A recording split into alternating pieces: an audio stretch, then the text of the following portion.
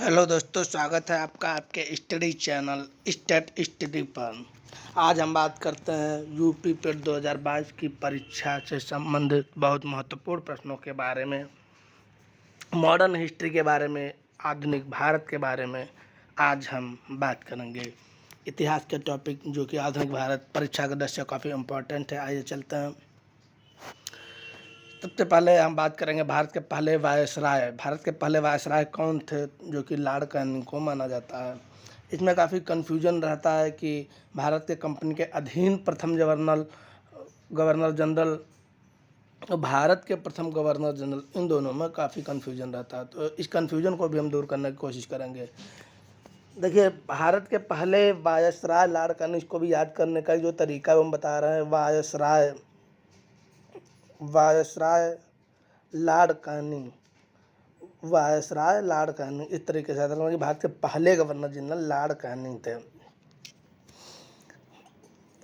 दूसरा है Warren Hastings जो थे वो भारत में कंपनी के अधीन प्रथम गवर्नर जनरल। इसमें कंफ्यूजिंग पॉइंट होता है, लोग भारत के प्रथम गवर्नर जनरल व कंपनी के अधीन प्रथम गवर्नर जनरल में कंफ्यूज हो जाते हैं। तो भारत के अधीन प्रथम गवर्नर जनरल जो है वो वारेन हेस्टिंग्स। अभी आपको आगे बताएंगे कि जो भारत के प्रथम गवर्नर जनरल थे उनके बारे में। वारेन हेस्टिंग्स इस समय सर विलियम जोन्स ने 1784 ईस्वी में एशियाटिक सोसाइटी ऑफ बंगाल की स्थापना की। कब? 1784 में एशियाटिक सोसाइटी ऑफ बंगाल की स्थापना की थी। भारत का पहला समाचार पत्र इम्पोर्टेंट है, पूछा जाता है। भारत का पहला समाचार पत्र बंगाल गजट 1708 ईस्वी में प्रकाशित किसने किया? जेम्स ऑगस्ट विस्की ने किया था। अगला प्रश्न लॉर्ड कॉर्नवालिस से संबंधित बहुत इंपॉर्टेंट है। लॉर्ड कॉर्नवालिस आधुनिक भारत के इतिहास में स्थायी बंदोबस्त लॉर्ड कॉर्नवालिस द्वारा लागू किया गया था। भारत में नागरिक सेवा का जनक लॉर्ड कॉर्नवालिस को माना जाता है। भारत में नागरिक सेवा का जनक लॉर्ड कॉर्नवालिस को कहा जाता है। ये भी बहुत इंपॉर्टेंट है। अगला प्रश्न है लॉर्ड वेलीजली ने सहायक संघ की पद्धति शुरू की थी। किसने? लॉर्ड वेलीजली ने। ये भी इम्पोर्टेंट है। टीपू सुल्तान और अंग्रेजों के बीच जो चतुर्थ आंग्ल मैसूर युद्ध हुआ था 1799 ईस्वी में, लॉर्ड वेलीजली के समय ही हुआ था। अगला प्रश्न है लॉर्ड विलियम बेंटिक। जैसे हमने आपको कंफ्यूजिंग पॉइंट बताया था कि भारत के प्रथम governor general Lord William Bentinck को कहा जाता है। भारत के प्रथम governor general Lord William Bentinck को कहा जाता है, लेकिन कंपनी के अधीन भारत में जो प्रथम गवर्नर जनरल थे वो वारेन हेस्टिंग्स थे। लॉर्ड विलियम बेंटिक ने सती प्रथा को भी समाप्त किया था। राजा राम मोहन राय के सहयोग से 1829 ईस्वी में विलियम बेंटिक ने सती प्रथा को समाप्त किया था। ये बहुत इंपॉर्टेंट है, पूछा जाता है। आपकी लेखपाल में भी पूछा गया था।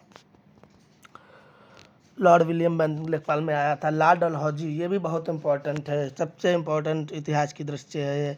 लॉर्ड डलहौजी को भारत में रेलवे का जनक कहा जाता है। रेलवे का जनक किसे कहा जाता है? लॉर्ड डलहौजी को। इसी के समय में 16 अप्रैल 1853 में मुंबई से ठाणे के बीच 34 किलोमीटर प्रथम रेल चलाई गई थी।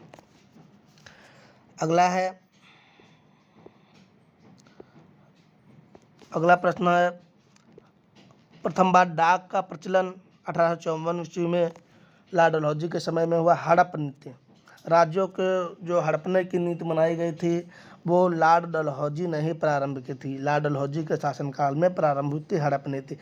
हड़प नीति में आप जानते हैं कि लॉर्ड डलहौजी ने उन राज्यों को हड़पने के लिए नियम बनाए थे जहाँ पे उत्तराधिकारी नहीं थे।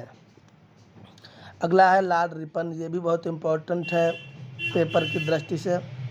लॉर्ड रिपन को स्थानीय स्वशासन का जनक कहा जाता है। लॉर्ड रिपन को और प्रथम दशकीय जनगणना भी लॉर्ड रिपन के समय में ही प्रारंभ हुई थी 1881 में। ये बहुत इंपॉर्टेंट है, मोस्ट इम्पॉर्टेंट है कि प्रथम दशकीय जनगणना पूछे तो 1881 में प्रारंभ हुई थी लॉर्ड रिपन के समय।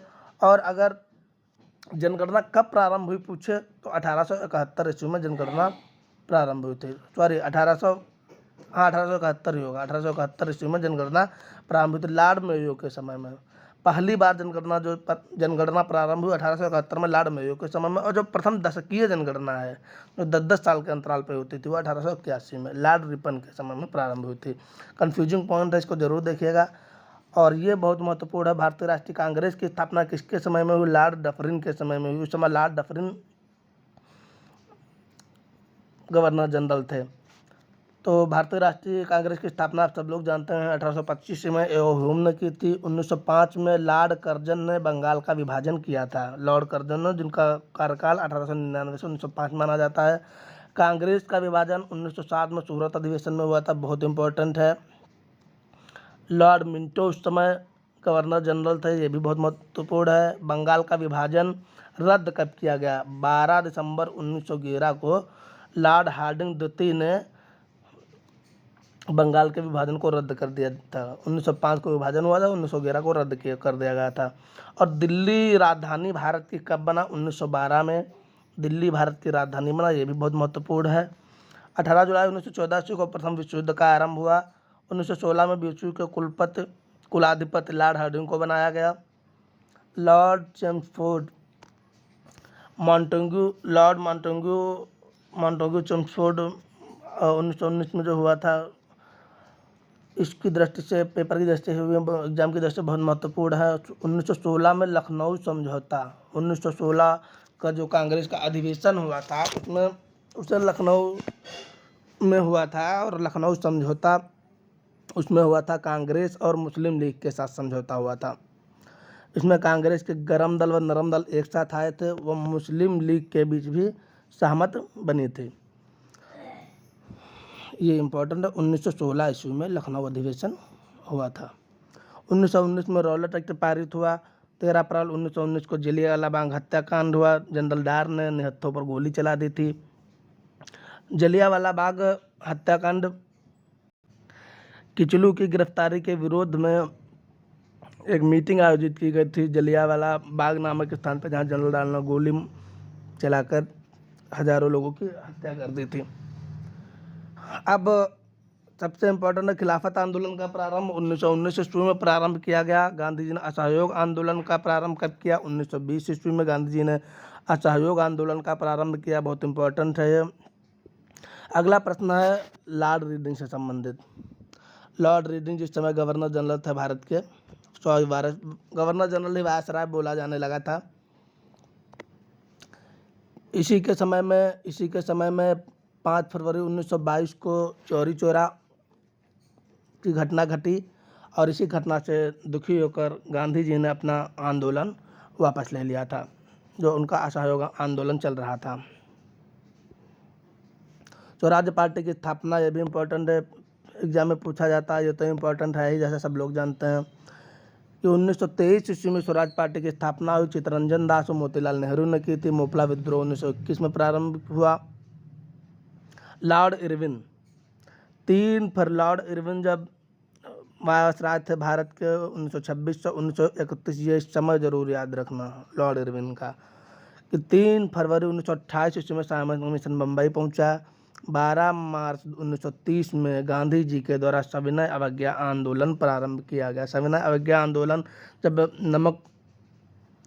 दांडी यात्रा की गई थी, तो दांडी यात्रा के समापन के दूसरे दिन सविनय अवज्ञा आंदोलन प्रारंभ किया था।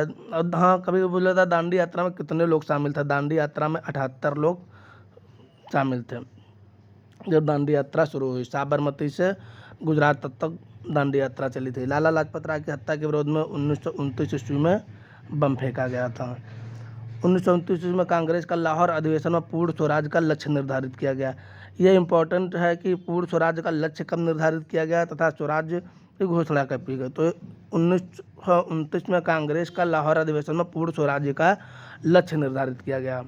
और स्वराज शब्द का प्रयोग अभी हम आपको आगे बताएंगे किस सन में, शायद 1906 ईस्वी में दादा भाई नौरोजी ने किया था। अगला प्रश्न है 5 मार्च 1931 को गांधी इरविन समझौते पर हस्ताक्षर हुआ। बहुत इंपॉर्टेंट है कि गांधी इरविन समझौता कब हुआ, तो 5 मार्च 1931 को गांधी इरविन समझौता हुआ। गांधी इरविन समझौता के साथ ही सविनय अवज्ञा आंदोलन को रोक दिया गया। 1940 ईस्वी में लीग में बिहार अधिवेशन में पहली बार पाकिस्तान की मांग की गई। ये भी बहुत इंपॉर्टेंट है कि पहली बार पाकिस्तान की मांग किस अधिवेशन में की गई, तो पहली बार पाकिस्तान की मांग बिहार अधिवेशन में की गई। अगस्त प्रस्ताव अंग्रेजों के द्वारा 8 मार्च 1940 को लाया गया। लॉर्ड माउंटबेटन जो कि भारत के अंतिम गवर्नर जनरल थे। 15 अगस्त 1947 को भारत स्वतंत्र हुआ। स्वतंत्र भारत के प्रथम गवर्नर जनरल लॉर्ड माउंटबेटन हुए तथा स्वतंत्र भारत के प्रथम एवं अंतिम भारतीय गवर्नर जनरल चक्रवर्ती राजगोपालाचारी को मनाया गया।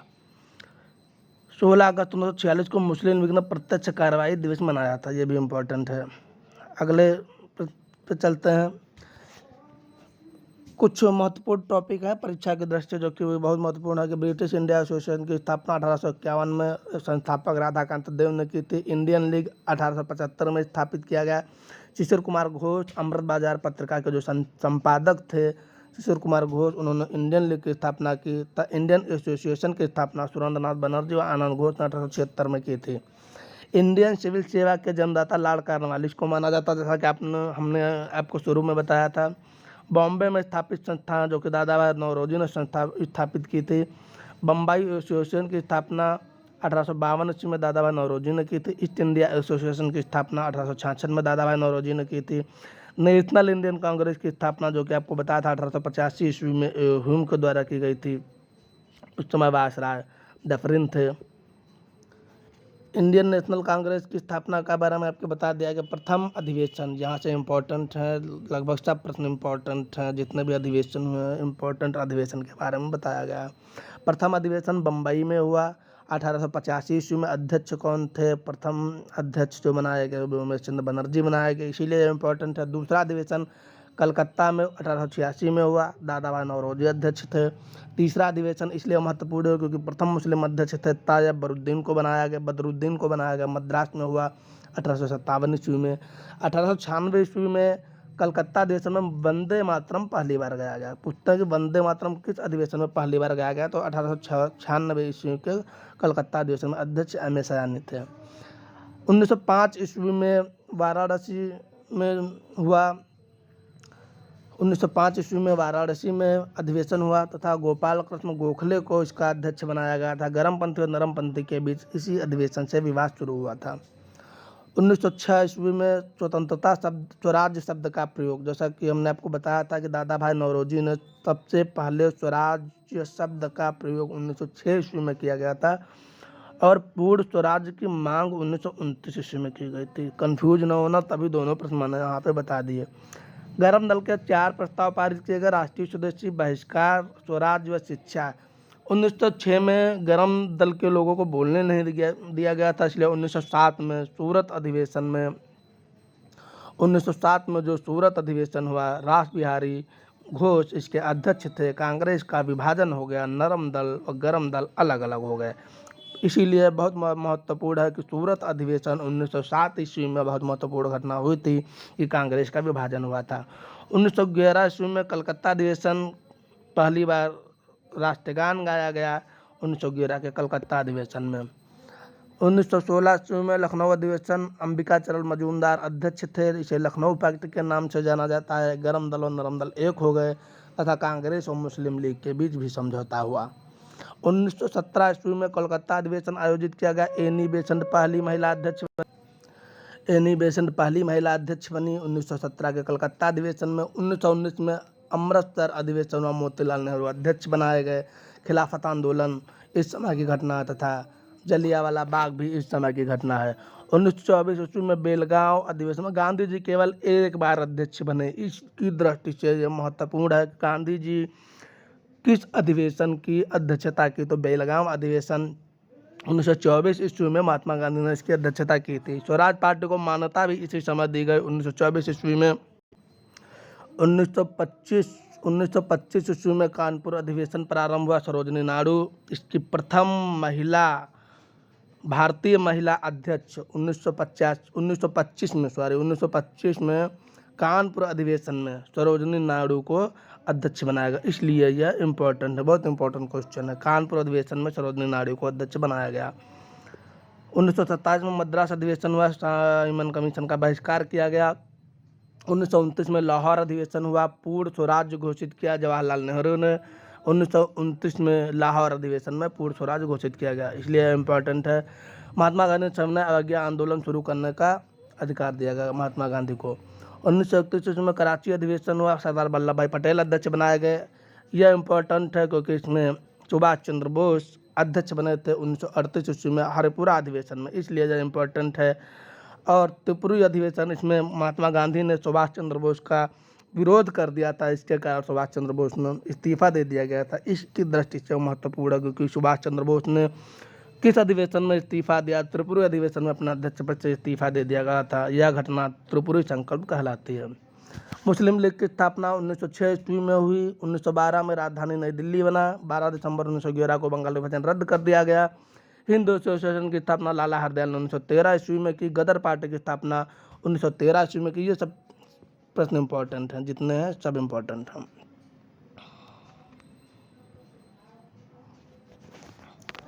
ये सारे प्रश्न महत्वपूर्ण हैं। सरदार सोहन सिंह भाखना इसके संस्थापक अध्यक्ष थे। मुख्यालय जो तो सैन फ्रांसिस्को में बनाया गया था। गदर पार्टी का रॉयलेट एक्ट 1919 में आया। मॉन्टेग्यू सुधार 1919 ईस्वी में, ये भी इम्पोर्टेंट है। होम रूल लीग 1916 ईस्वी में आया, इसकी स्थापना हुई होम रूल लीग की 1916 ईस्वी में। रॉयलेट एक्ट 19 मार्च 1919 को। जलियांवाला बाग हत्याकांड 13 अप्रैल 1919 को। खिलाफत आंदोलन 1920 ईस्वी में शौकत अली और मोहम्मद अली ने प्रारंभ किया था। असहयोग आंदोलन का प्रारंभ 1 अगस्त 1920 ईस्वी को प्रारंभ हुआ। चौरी चौरा कांड की घटना 5 फरवरी 1922 ईस्वी को हुई। स्वराज्य पार्टी की स्थापना 1 जनवरी 1923 ईस्वी को की गई। बारदौली सत्याग्रह अक्टूबर 1928 ईस्वी में। हाँ, बारदौली सत्याग्रह, एक बात और हम आपको बता दें, बहुत कन्फ्यूजिंग पॉइंट है कि बारदौली की महिलाओं ने सरदार वल्लभ भाई पटेल को सरदार कहा था, लेकिन सरदार की उपाधि महात्मा गांधी ने दी थी। लेकिन पेपर में बारदौली की महिलाएं ही ज़्यादातर आता, तो आप बारदौली की महिलाएं ही लगाएं। अगर गांधी जी आए और बारदौली की महिलाएं न हो तो ये लगाना कि सरदार वल्लभ भाई पटेल को सरदार की उपाधि महात्मा गांधी ने दी थी। कांग्रेस का लाहौर अधिवेशन 1929 में पूर्ण स्वाधीनता का प्रस्ताव पारित किया गया। 1929 ईस्वी में सविनय अवज्ञा आंदोलन 6 अप्रैल 1930 ईस्वी को प्रारंभ हुआ। गांधी इरविन समझौता 8 मार्च 1931 ईस्वी को। बहुत इंपॉर्टेंट प्रश्न है सारे के सारे। द्वितीय गोलमेज सम्मेलन 1931 में प्रारंभ हुआ। द्वितीय गोलमेज सम्मेलन में गांधी जी ने भाग लिया था, इसलिए इस दृष्टि से इंपॉर्टेंट है। 1931 ईस्वी में हुआ। पूना पैक्ट सितंबर 1932 ईस्वी में हुआ। आरक्षण जो कि सीटें थी, रिजर्व सीटों को बढ़ाने के लिए महात्मा गांधी और डॉक्टर भीमराव अम्बेडकर जी के बीच में पूना पैक्ट का समझौता हुआ था। ये सितंबर 1932 ईस्वी में प्रारंभ हुआ। और फॉरवर्ड ब्लॉक का गठन 1 मई 1939 ईस्वी में सुभाष चंद्र बोस ने किया। अगस्त प्रस्ताव 8 अगस्त 1940 को लाया गया। कृषि मिशन का प्रस्ताव मार्च 1942 को लाया गया। भारत छोड़ो प्रस्ताव 8 अगस्त 1942 को लाया गया। बहुत बहुत धन्यवाद वीडियो देखने के लिए। काफ़ी महत्वपूर्ण प्रश्नों की श्रृंखला जो थी आधुनिक भारत के इतिहास की, वो हमने आपको इस वीडियो में कवर कराई है। अगर आपको वीडियो अच्छा लगा हो तो लाइक कीजिए, सब्सक्राइब कीजिए तथा शेयर कीजिए। बहुत बहुत धन्यवाद।